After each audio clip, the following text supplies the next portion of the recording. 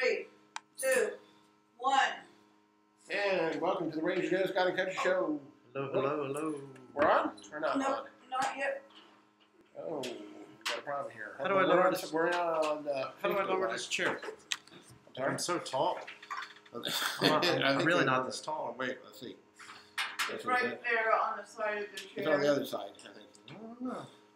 We're fixing it. There's all kinds of buttons. All right, Yeah. honey, you just killed All my right, that's power. fine. I'll slouch. Chat, you just killed my power. All my audio. Did you just pull that out of there?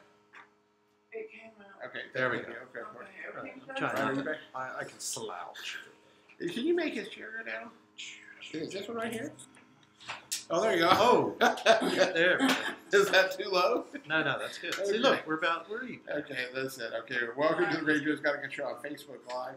And Miss Pat, if are we on? Let me make sure. Okay. Go ahead and talk. Okay. Hello. All right, and I hope we're on Facebook Live. We're on YouTube Live right now. And I'm going to bring up the Ranger Joe's Got a Good Show and make sure that we're on there. We are. We are. Okay, that's good. Excellent. And then I can hear us. So welcome everybody to the show. Send in your questions. Yes, 706 940 0541. Or they can instant message too, right? Can they Yes, they instant can. message? Yes. Will you get those, Miss Pat? If we Yes. if they instant message? Yes, they will. Okay, and I'm going to bring everybody up here, and I think I'm going to go down here. We just had a little emergency issue we had to deal with, which was interesting. They turned the volume down on this. Okay, there we go. Welcome, Gary. I think he's out there with us watching this right now. And Pastor Gary? Yeah, Pastor Gary. He's always on board. And we've got a couple of interesting things that I want to talk about. And let's see let's see, that's better right there. Is that good? Move it a little bit closer there. All right. And Ugly, cute couple. okay. People don't watch, guys. Just listen. You don't have to watch it. There you go. All right, that's perfect right there. Okay. Who wants to look at this? That's it. And got a couple topics right off the bat. Interestingly, when we had Eric Woodson was leaving, Eric had asked a question, and I hadn't planned on this particular question, but I think this is, is timely and applicable, is that there are, and I'm a big believer in homeopathic medicine, and there are a lot of people, I mean, all you got to do is, turn on the TV at night or during the day or 24 hours a day, and you'll see that there are tons of people making tons of claims about all kinds of things. And one of the biggest issues, and this is something we're going to talk about a little bit later, is pain issues. People that are suffering from pain. Yeah. And one of the things that's out there is you see, and I know several different varieties of these bracelets, pain with copper. I've seen copper ones. I've seen the ones with magnets in them. He had one that was some sort of stainless steel and other metals and stuff like that. And the question is that these, what they do is there's claims, and there's claims by the manufacturers, by the inventors, whatever you want to call them, that these have properties in the metal, I guess, or that cause some sort of interaction to alleviate pain. Your thoughts, doctor, to a medical doctor? All right. In general, I think they're completely false claims. But let me clarify. I think you're sugarcoating it. Come on. Yes. Not going to do that. You won't get the truth. Now, if it works, it works. If someone says, this pillow, I wake up, my neck feels great, my neck pain, ever since I got this pillow, my neck pain is fine, then I would say, keep that pillow. There's no scientific study on that particular pillow, so do with what works. If you find some kind of bracelet that somehow it relieves your pain and you're convinced that it's that's relieving your pain, then go with it because they're not going to do any harm. That being said, they'll show you all the scientific reasons why this particular bracelet works or this particular XYZ product works, and it makes complete sense. But none of these things are truly proven to work scientifically. It's all case by case. So my general feeling is proceed with caution, take it with a grain of salt, try things that you don't think will hurt, but most of it is BS, I would say. Interesting. The majority of it. Interesting. And, I guess the issue there is that I certainly, you don't want anybody to get ripped off, if you will, on something like that. Now, I will tell you, and we're going to play the devil's, or the two sides of this on here. On that, I have seen medical procedures, documented medical procedures. My wife had one.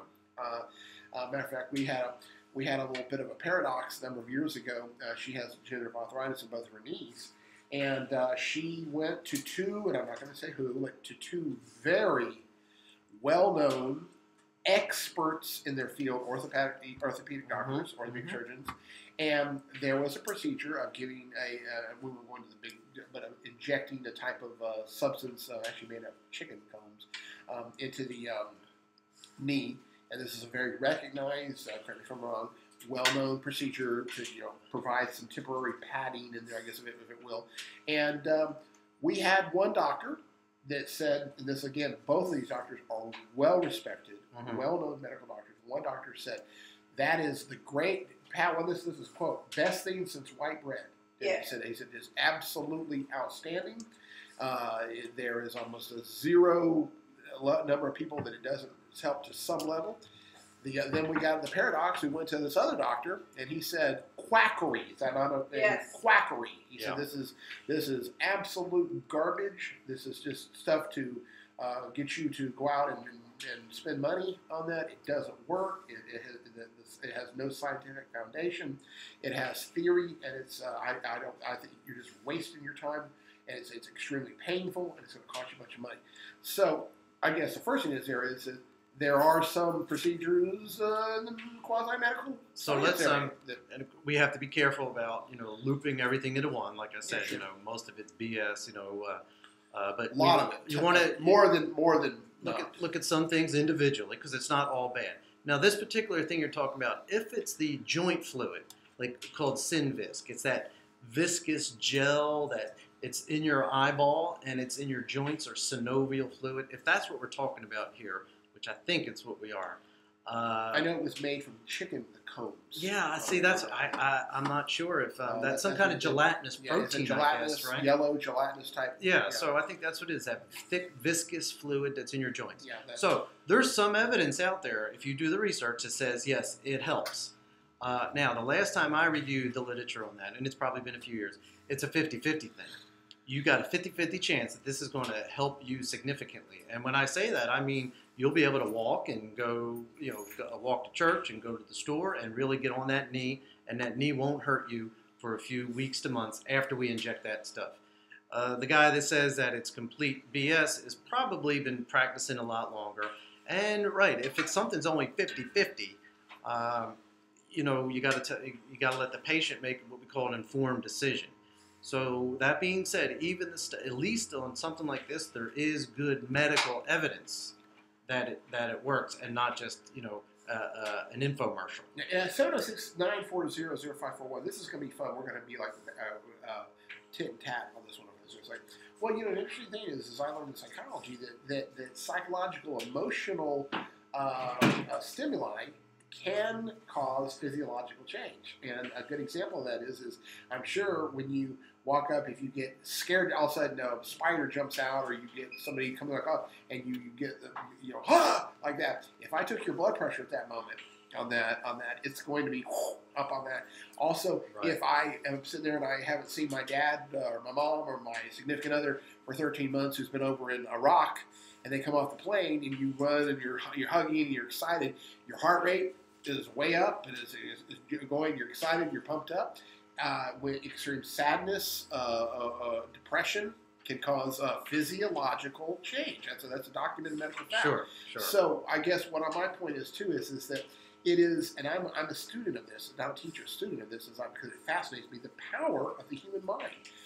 And we have been, and I think today even contemporary medical science, regular medical science is even still questioning and looking into the power, because we know that that I guess basically here's the issue. This is a fun topic. That the majority, and correct me if I'm wrong, Doc, and then we'll go to you. The majority of the human body that are defense mechanisms, our white blood cell that are on that, are properties to heal wounds and stuff like that, are, if you will, in layman's terms, which I am, are on automatic pilot. In other words, they go do it by itself. I Sure. don't sit there in my mind and go, okay, go to, Right. left brain orders all units to go to my left finger that's cut now and clot that so it won't bleed anymore Right. on that. But we also know that people using mental, brain self-control, physical or psychological control, have the ability to ignore pain, have the ability to do great physical things that normally are unexplainable of how a human could be able to do those things.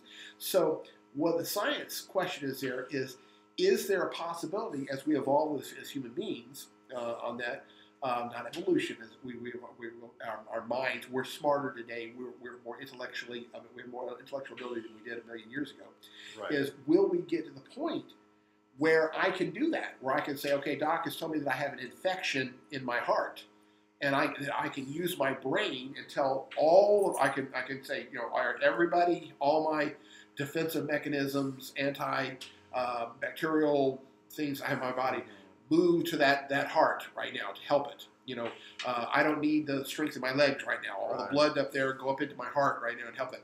Is that possible? I think it's more complicated than that, but Well, harnessing some of that. You know what Einstein said? If we could harness some of it. You know what he said that I love?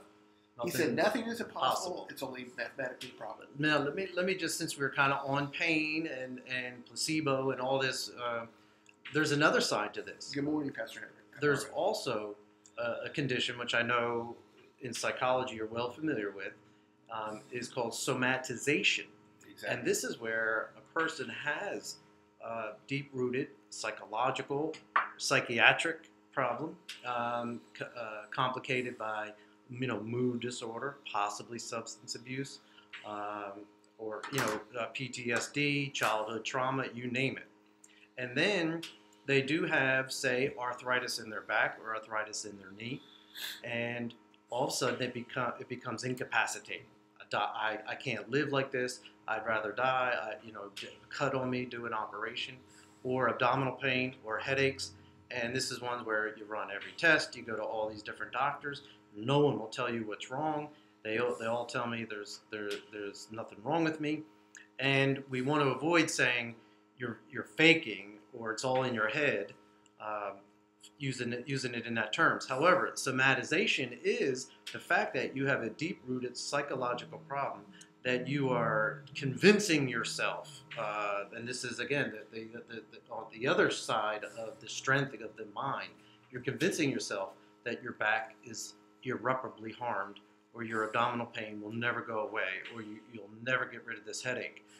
And that's somatization, where you do have to work on the psychological parts of it to get to a cure. And or interesting part of relief. that is, and I'm sure you can back this up in medical science, is, my God, I'm almost 60 years old, and I know how many times in my life I've heard the following statements from medical doctors: he or she lost the will to live, or he or she is strong. They made it because they wanted to live on that.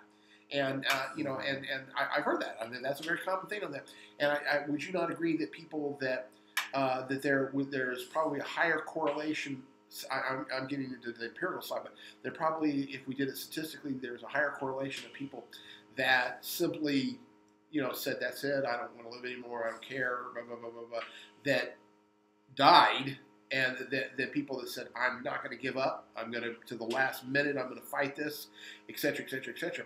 And I think that, the will on that goes is very important. But getting back to what we're talking about is, right, we live in a society where there are tons of falsehoods, there's tons of charlatans that are out there, that, and if it sounds too good to be true, there's no way that somebody's going to hand you, think about this, there's no way that somebody's going to hand you, now this is Joe's opinion, but there's no way somebody's going to hand you a bracelet and it just magically take away all your pain on that, because that's not logical. If it was, there would be right. Somebody. That's what I'm saying, yeah. We'd have doctors prescribing those every day. Saying, now, to get really scientific about it, there's a gentleman I know. He's a physician, and he operates on brains and backs. He's very good at it. And some of them are very much aware that you will have doctors that tell you you need an operation, not just an injection. They'll tell you we need to operate on your back, or come to this, surgery center and we'll do this operation. They basically tell you ahead of time, we're going to operate on you. And that is clearly the wrong way to go. There's a book out there called Crooked, Crooked, that was recommended to me. Crooked. And it's about basically how the back pain industry has turned into, a lot of it has turned into a sham industry. That is charlatanism probably is a good word for it. I haven't read the book yet. I just got it delivered from Amazon, and it's a pretty good book, but I'm going to read it. It was recommended to me by a back surgeon a spine surgeon who does these kind of surgeries, and he's fed up with that crap. And actually, I'm not going to name this person because this person is deceased now, not too long ago, but was a loving, kind physician for decades and decades and decades. And I was privileged enough. Doc, I remember, I don't exactly know, you could tell me the best. I had one of the muscles in my calf snapped or whatever you call that. And if you've ever had that happen, it's much worse. It looks much worse than it is. We can have the belly of the muscle can rupture, or the tendon can rupture. And it looks horrible. Oh yeah. The bottom of your leg fills with blood. Your feet, it looks black and blue, and you're like, oh my God, I'm going to lose my foot. And the funny thing is I was privileged. He's probably going to know what I'm talking about when I say this, but I was privileged. I to go in and see this particular doctor, who was at his time in his 80s, I believe he was. He just happened to be there, and I thought this was absolutely precious. And it's getting kind of about what you were saying back, is that he examined me and he said, well, I'll tell you what, I'm actually kind of retired now, but I'll tell you what, he goes, if I followed all this protocol, procedure, CEO stuff that I'm supposed to tell you to go get MRI and all these and tests and which is a bunch of hooey, because I can tell you, you've got a little thing in it. When he said that was and it looks horrible. Don't worry about it. Stay off of it. It'll get better. Your blood's going to pool at the bottom. Don't worry about it. It'll get better. Yeah. And it'll be 6-8 weeks before it's back to normal, but it will be. And that's all. You don't need surgery or anything like that. Now, if I followed those people, I'd be sitting here and you'd be 8 different appointments going on. Like he goes, and I don't know, I don't agree with that. I don't like that. And I think that we just need to be a doctor and do what we know is right on that. And I thought it was precious because that doctor not too long ago passed on. But he knew. We kind of had the same procedure with Pat at one time. We went, again, it's not appropriate to discuss who, but we had a doctor that, now Pat does have, and it's under control right now, but Pat does recently have malignant cancer, kidney cancer, renal cellular melanoma, and that was removed through ablation. She's recovering from that, but sometime back, quite a few years ago, she has some polyps, and I had a doctor look at this, and this one doctor just instantly just flat to our face, they said, "You have cancer. You have probably stage 4 cancer, and you're in trouble. You're in serious trouble." Am I exaggerating that? I needed to go to Emory. You needed to go to Emory. Well, we went over and saw another oncologist, another very well known, that starts with this name, starts with that letter right there, and who looked at it. And Pat, am I being facetious when I say less than probably 10 seconds? If that looked at it and went, that's not cancer. Yeah. He says that's benign. And he said, and I said, but how do you know without that? He goes, because I've been doing this 30 or 40 years, and I can tell you, I will state my claim. We're going to do a biopsy, but I can tell you, not to worry, that is not cancer. I know what cancer looks like. Yeah, no one deserves to be treated like that. You know, if you suspect something serious like that, you need to look someone in the eye, feel them out, let them know what your suspicions are, and let's confirm this. And guess what? It was not cancer. Right. It was a benign little that is right. And knew it in 10 seconds. And this doctor, that's unfortunate. And this doctor, in literally, before the Lord, I'm telling you, Eagle Scouts honor, less than 10 seconds. And I jumped right up, and that Pat will remember. I said, well, Doctor, no offense to you, but, do you feel comfortable saying that? And he said, let me tell you, I've been doing this 30, 40 years. I'm telling you, that's not, you can feel, I'm going to do the test. We'll get a biopsy to confirm, but I can tell you that in my opinion, right now, there's not a chance that's cancer. But I guess getting back to what we're saying is, Yeah. and then it gets into So unfortunate. I don't know, in psychology and medical science too, Mhm. we call this the placebo effect that comes on.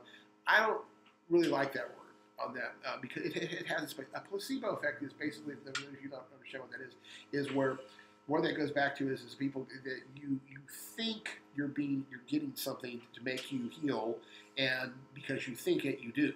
On that, you might have never had it on that. So, Right. in other words, if somebody comes in and they have a psychosomatic illness where it's not really an illness, it's psychological, it's in their head, and the doctor comes and says, "Well, I've got these magic pills, and they're sugar pills," and they call it a placebo. Yeah. On that, they give them these placebos. They take that pill, and they go, there's a very famous Andy Griffith episode about that. There's a little old lady that comes in to get her pills, and she says, "Oh, I'm just dying," and she'd go into the drugstore, and her pill, she didn't have a prescription. She said, "I just need my pills," and the pharmacist knew her and would give her a little bottle of sugar pills, and they were 10 cents or something like that. And she said, "Oh, I'm just dying." She said, "Well, it was a new pharmacist. They said you can't have one without a prescription."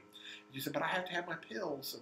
But now, so that's that placebo effect. Now, placebo and then the placebo effect has, it's kind of branched out into a lot of different applications. But, I think there is, and this again, it's just my opinion as a psychologist, I think that there is a place, and there's certainly evidence that the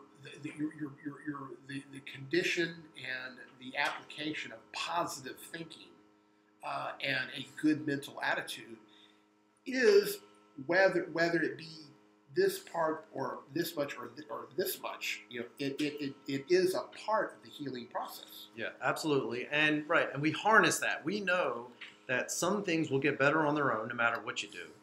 We know that some things get better faster or in an improved fashion if you have a good, positive mental attitude about it. And furthermore, if we do something to you, like put a bracelet on you or give you a pill that's a sugar pill, and then you're further convincing yourself, this is going to make me better.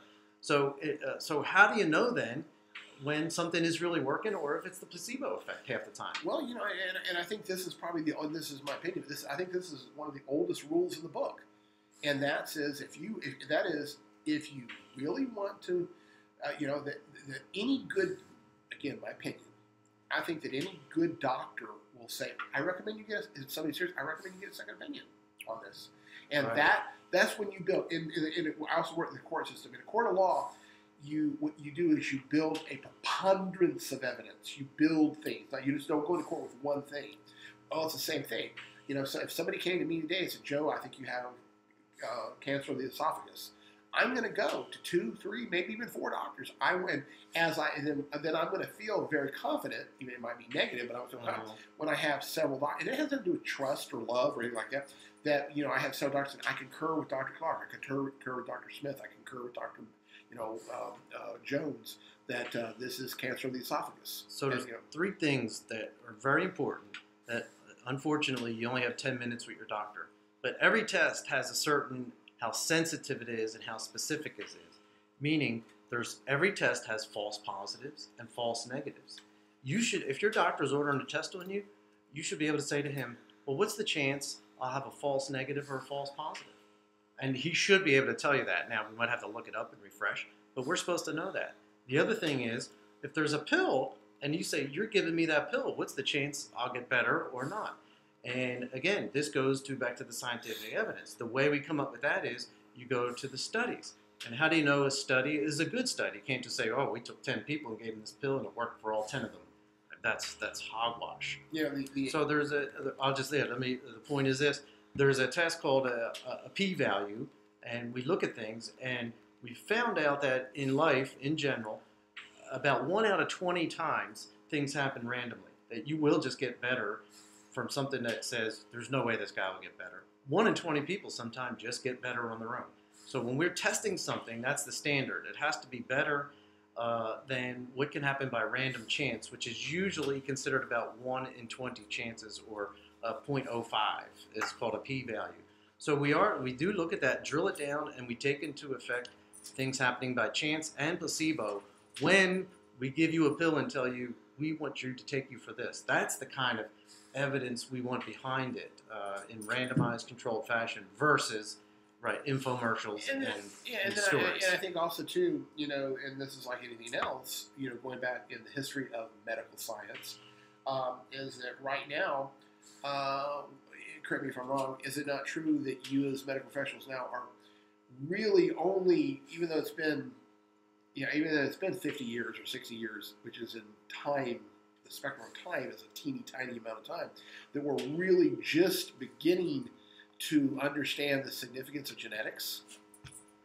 We're in the infancy. The infancy of why is it that I was when I had a heart attack and was I'm overweight now, but was over 100 pounds overweight and was sedimentary and horrible condition and ate all this kind of why is it that I had a guy next to true story who was my roommate that was 35 years old, was an instructor at the Ranger School, that you probably couldn't find an inch of fat on his whole body, that ran 5 months. Why did he have a heart attack? Too. Because of genetics. That's what we're told, that he had a long history of family history. His father, I have a long history of genetics.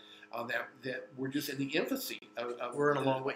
Stem cells, remember how often we used to talk about stem cells, and stem cells would be in the news, Have you really heard much about it lately?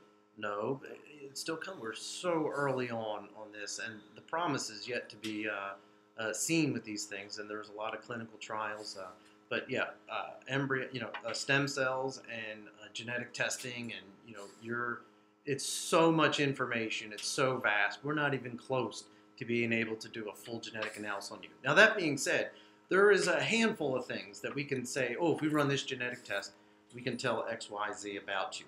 But this thing, as far as doing a genetic analysis and telling you all your health problems and what you may or may not get, we are so far away from that. It will not happen in my practice of medicine.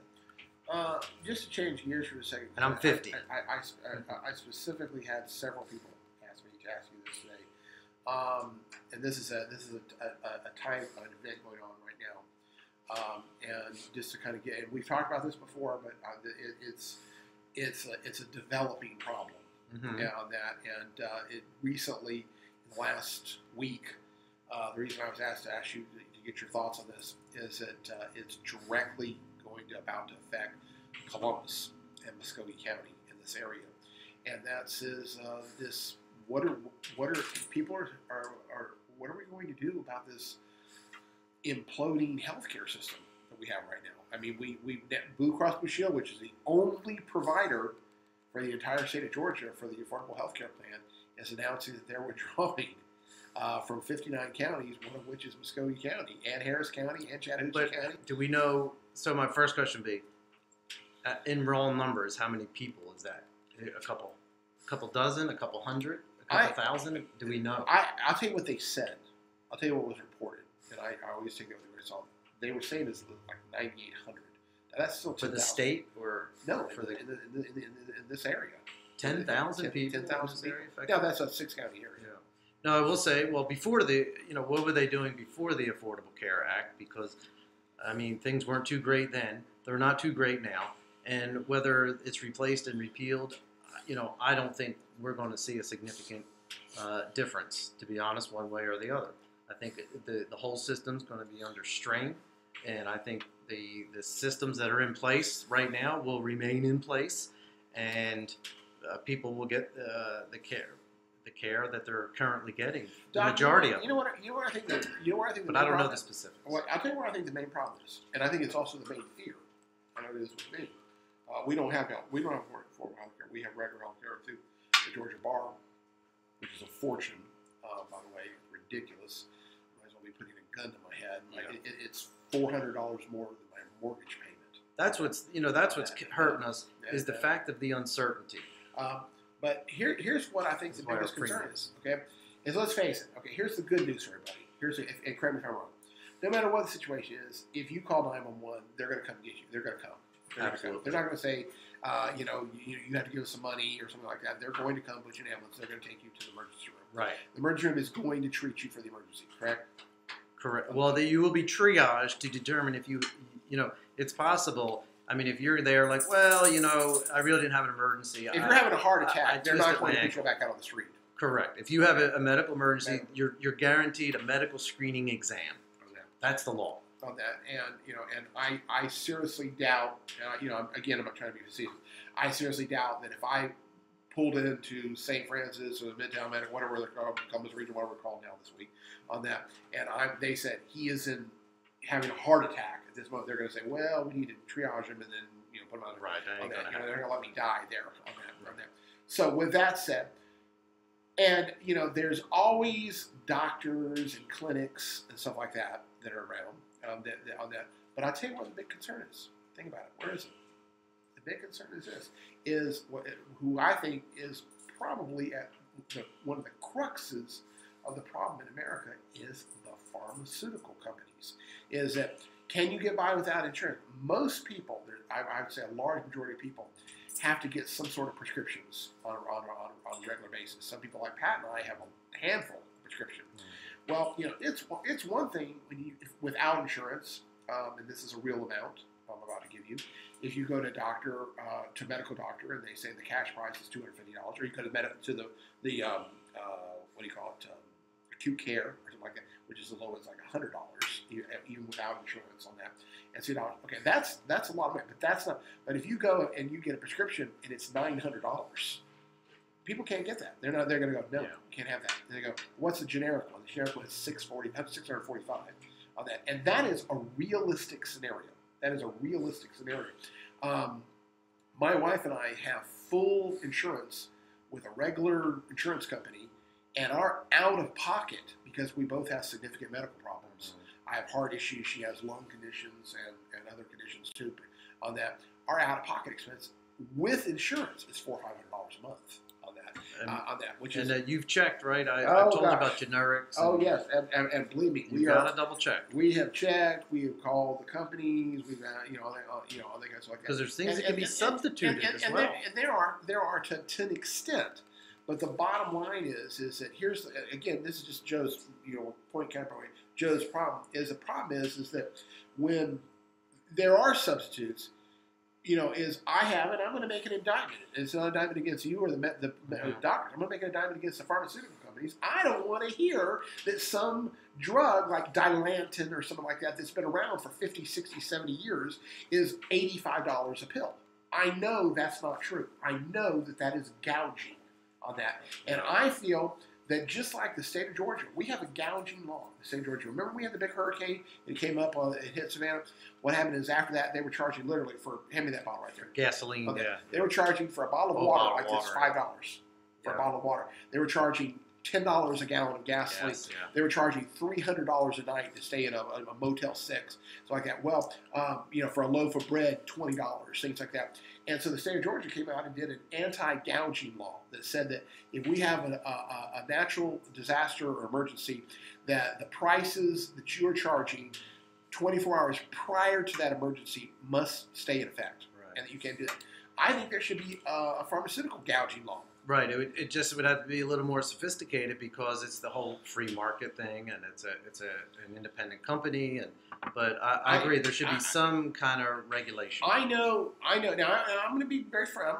I'm learned from being in court on that as a court officer, working in court very much is that as well as a mediator. Is that I've learned to be careful what you said. I know that. Now, I don't know if they still do it, but I know that as little as 10 years ago, I know this for a fact. I was in the plant. I was there.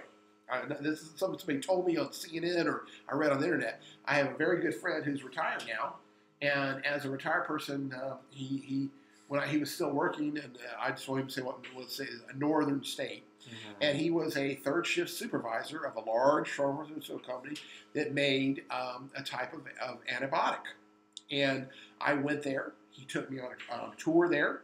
And he said, it's a very large plant. And he said, let me show you something you won't believe. And I said, okay. And we went to one side, and they were making these pills, okay? And then they were all white colored, one size. And then there was a big wide joint, and half went one way and half went the other. And then they were reheated, and then they had little numbers stamped on them in this giant machine that would do that. It was like thousands of little pills, and then they would stamp them.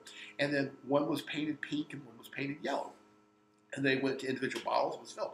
We went to one side of and this is a major pharmaceutical. I'm going to tell you this. I don't care because a lot of times I'm not telling a lie. It's Johnson & Johnson on that, Right. on that, and one of their pharmaceutical plants, and they came out there, and it was a I'm sorry, let me correct myself. It was not Johnson & Johnson. That's something else. It was not Johnson & Johnson. What state was it in? On that, it was in Michigan. It was in Michigan. Eli Lilly? On that, it might have been Pfizer. Pfizer, yeah. It was one of those. There you go. We But threw it was, them all but out it was there. not Johnson & Johnson. But anyway, we got up there, and he showed me. He was the on-duty supervisor, and we went out there, and he said, look at this. And we went to one side, and the bottle, this is the same pill. This is the same pill that was painted a different color and a different number put on it. And in one bottle, it said on there, for veterinary use only. And it had a name, made of protoxium or whatever on that for antibiotic for an animal on that. And he said, we sell this bottle to veterinary clinics for $7.50 a bottle. We sell it for $7.50 a bottle. They get $115 a bottle for this. Okay. Now he said, I said, okay. He goes, no, whatever. He goes, now these, the same bottle, were an antibiotic, and you know what it was? Amoxicillin. Yep, some kind of penicillin or something. On that. And they said, we sell these to to distributors for $85 a bottle, and they get the equivalent of. And now this is 10 years ago. I know there's something that free now, but back then I think it was $300 or $400 that they got a bottle. Oh, sure. I know for a fact when I was in the hospital. They charge a lot more. I had to take 5 Dilantin pills because I have a seizure disorder from my youth, and when I got my bill looked at, it was $85 and then the 85 is ringing a bell in my mind. It was $85 for 5 pills, and I said, "Whoa, wait a minute! I get a whole bottle of this for a 1 month supply, which is 5 a day. On that, that's 150 pills, like $21 on that. So you're charging 5 pills, and then it said." For professional administration, there was a $65 fee. And you know how I got it? A candy striper came up and gave it to me. I was in the hall and gave me a little Dixie cup of those little and some water. And that was so for the professional administration, 65 and 5 pills. We're talking about $150. Yeah, well, when you itemize your thing, your pharmacy bill is always one of the higher bills, the total pharmacy. And, that's paying for the pharmacy tech, pharmacy equipment, the pharmacist, those kind of things are built into the cost of the pill because that's the only way to recoup it. Whereas when you go to CVS, the pharmacist gets paid, differently from the corporate. But yeah, that's where, a Tylenol might have cost you $9 for one Tylenol sometimes in a hospital, or $4 or $5. But that's you're paying for the whole pharmacy. But I'm gonna go back. I ain't saying it's right, but yeah, all this the U.S. Pharmaceutical costs are exorbitant. We subsidize the world for a lot of things. You can get drugs cheaper somewhere else, but you're still not guaranteed the quality and safety. I would not recommend getting drugs from the internet if they're from Canada or Mexico. I would never do it. All right, moving into same item, but a different topicality here, and this is very timely right now, and this is why I was asked to bring this up because All right. Last week. We've been talking about the abuse of opioids. It's always in the news now. And heroin and things such as that. Mm-hmm. Prescription pain medication. And it was announced, I believe it was last Monday, that we didn't have a show last week, last Monday, that now once again, they've already had 3 or 4 things that the DEA, the Drug Enforcement Administration, Mm-hmm. is now going to be affecting even more stringent regulations and control of the administration and prescription use of these prescription drugs. And I saw a program about this, and I read it around it, and they were talking to a number of doctors. And they were saying that they're basically they're saying, look, we're basically being put up against the wall and told that look you're not to administer but very small amounts for a short period of time of these, and they've said, that's what we do now unless we have a patient that calls for that. We're not going to have somebody that is lying there in pain, suffering on that, and so there's a war about to come to. Well, furthermore, I just got something from the Georgia State Board. In order to maintain your medical license in this state, I have to register with a prescription drug monitoring site. And if you were to come to me and legitimately need an opioid prescription, which a lot of people, have legitimate need for these things. If I prescribe that to you, I have to check the data bank first. If I don't check the data bank and write you a prescription, then I'm in violation of this new code. And I'll read more about it and inform the listening audience about it, because every doctor in Georgia is going to be affected. So, and dentist, I imagine, as well. With this data bank, so well, and what do you realize it has gotten to the point now that, and I understand this is procedure because of safety reasons, but I know for a fact, because I have a wife that requires significant amounts of medication on that number one, that there are quite a few narcotic medications that you cannot even call a pharmacy and say, "Do you have this?" They'll say, "I can't tell you," or they'll say no. Right. They'll actually say no until you. And I've actually had a pharmacist attempt to call another pharmacy, and that pharmacy know that this was a pharmacist, know the person, Yeah. and they'll tell me no too. They'll tell me no. They won't say no, but no, or something like that. And we've had to go in, and we have to go in there, and every time, and I'm saying this is okay. Well, I'm fine with this. We have to do this, but every single time I have to go in. If I go pick it up, I have to get a scan of my driver's license. Every single time, and I have to sign the statement, et cetera, et cetera, et cetera. If I pick it up for a pound, or if that doesn't, she has to do it. But I don't know. One thing I'm concerned about, I'm curious, maybe you know about this, or you've heard about it. Yeah. I have, I'm kind of high on, Pat, I kind of stay on the crime beat, if you will, but I don't think I've heard of, I don't know how long it's been, I haven't heard about any pharmacy being held up or robbed. Have you? Thank goodness. No, I'm not aware of that. Yeah, banks, yes. Pharmacies, no. I mean, I think they know how to adequately have security and have medicines put away. But yeah, you would think you would hear about that. That's a good point. I don't know. I just don't know. Perhaps there's a.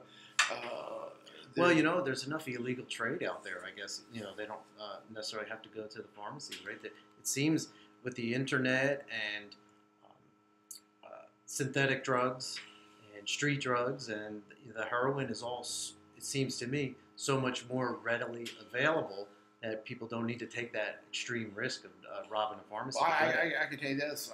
I know that both in Muskogee County, both Columbus police officers, or not just both Columbus police officers, Muskogee County deputy sheriffs, marshals, deputies are all sworn officers. Gun-toting, badge-toting, uniformed officers, they are allowed to do private security, and they're all available.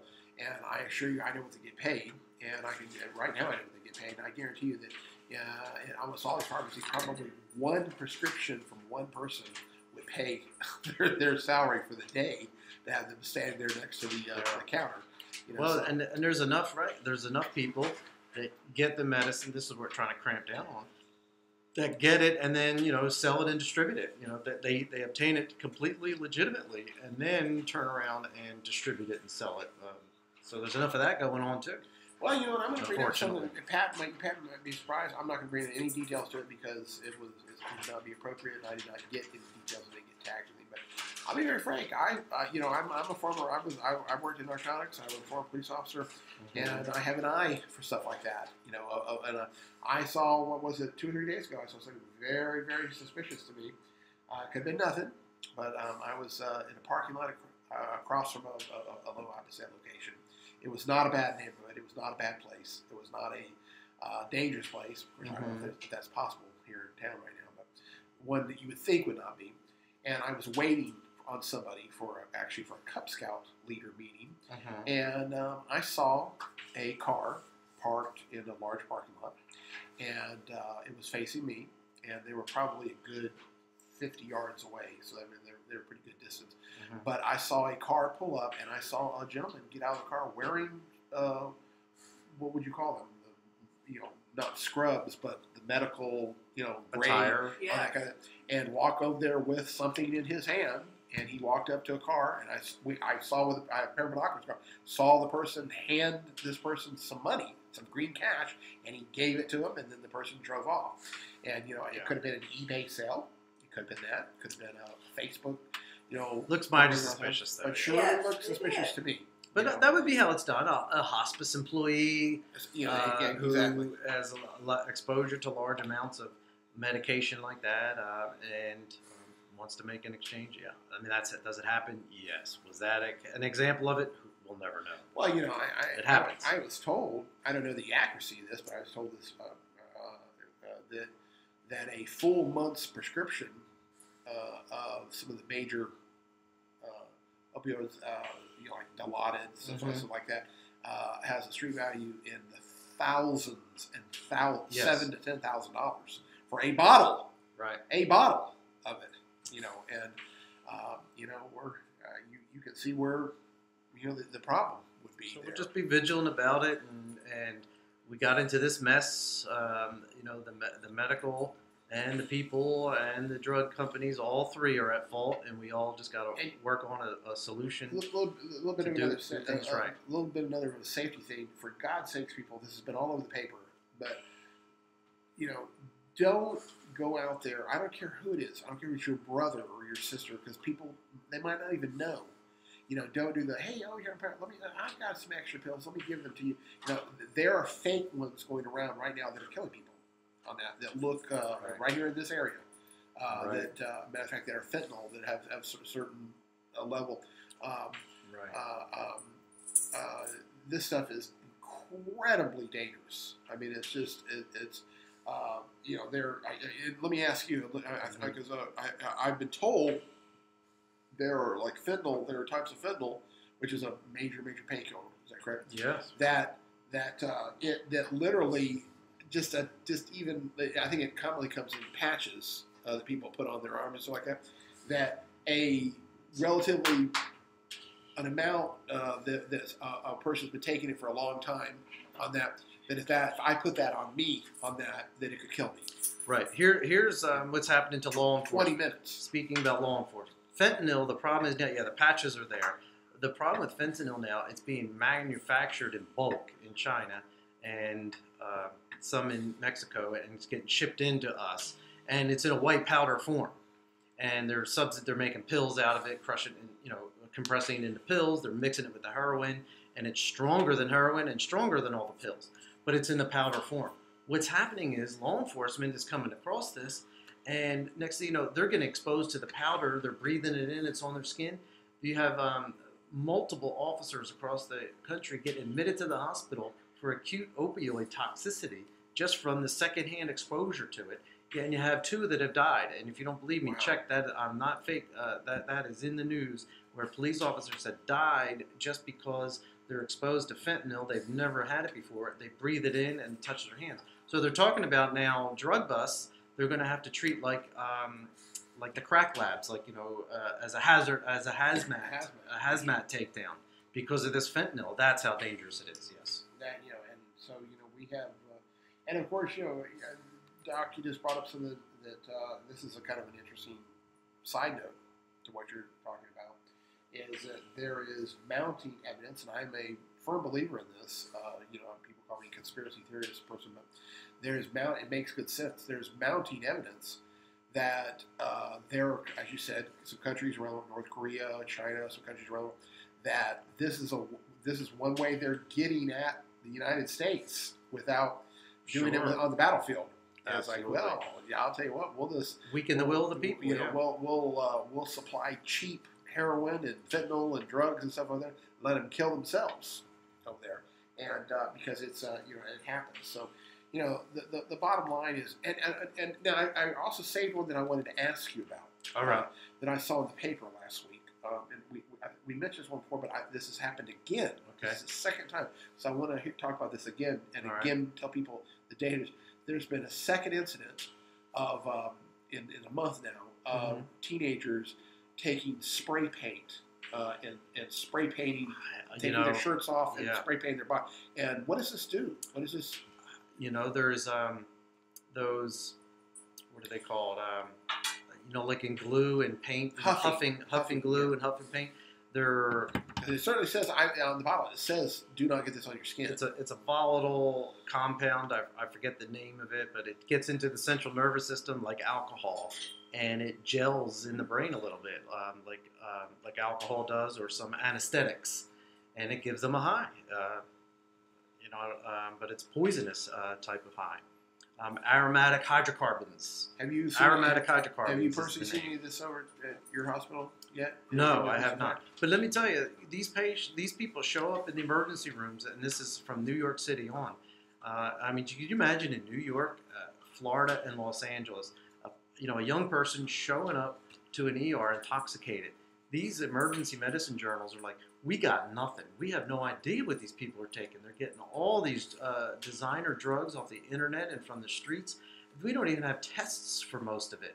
So it's anybody's guess. All you can do is look at the person and keep them safe. And if they need to be admitted to the hospital, some of them need to go on the respirator, they're like, we got nothing. We can't even test for this stuff. So we have no way of knowing. Tell your kids, tell your family that there's no test. That, if you're a young person, an old person, whoever you are, if you put a drug, a pill, anything in your body, and you don't know what it is, you're being told what it is, you might as well just pick up a 38 special revolver, take all the rounds out, put one in there, spin the chamber, and go like that, because you're playing Russian roulette. Yeah, you just don't know. That's right, because you may be a pill that has sugar in it, or somebody sold you that fake, or maybe some other that you won't wake up from. It's bad enough with standard prescription medications dealing with the down effects of that, but when you're talking about these designer things that are made in home labs, and just a little side note on that out to you, for all you people out there listening, you might want to pass this around, because again, I used to get people shocked about this all the time. Guess what?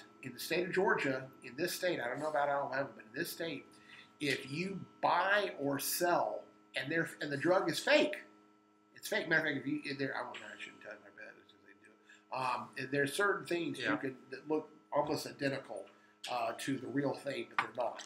Okay, guess what? It's the same charge. In other words, if you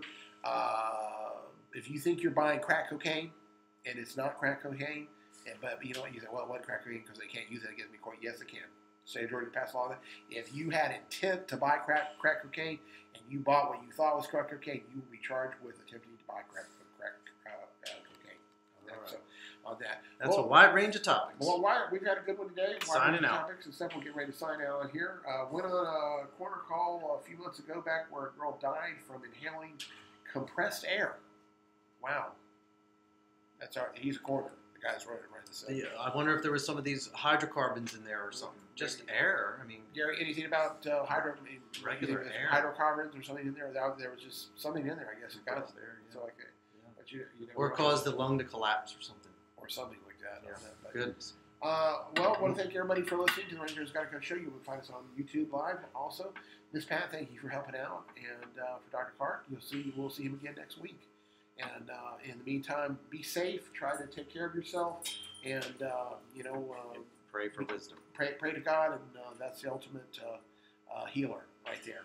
And so we thank him and thank you. Miss Pat, if you want to, take us out, and we will see you all again next week. And appreciate everybody from the Rangers Gotta Country Show. Dr. Joe Coley, Pat Coley, Dr. Kurt Clark, wishing you a blessed day. God bless you. God bless America. We'll see you next week. Well done.